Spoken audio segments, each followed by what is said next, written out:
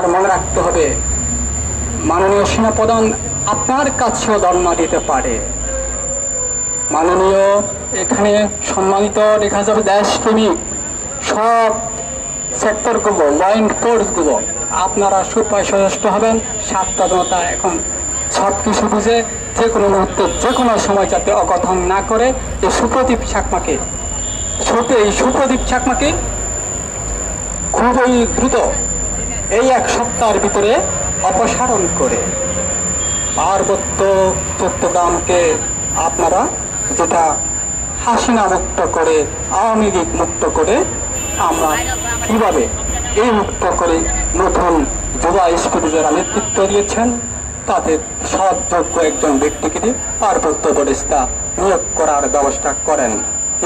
ব্যবস্থা করেন।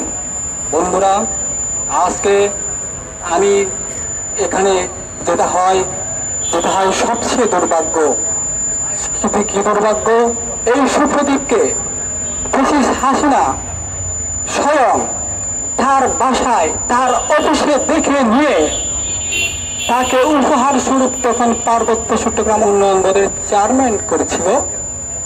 সেই সুপ্রদীপ, সে আওয়ামী হাসিনার সুপ্রদীপ পরে দেখি কোন সিস্টেমে কিভাবে আবার পার্বত্য উপদেষ্টা হয়।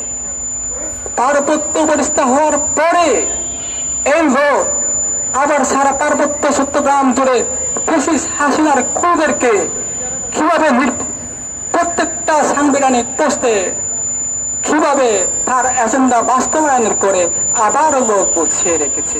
তার কি এজেন্ডা? আপনাদের সবাইকে সচেতন থাকতে হবে। এই সুপ্রদীপ আপনি এক সপ্তাহের ভিতরে যাবেন না, আপনি 2-3 দিনের ভিতরে পদত্যাগ করেন।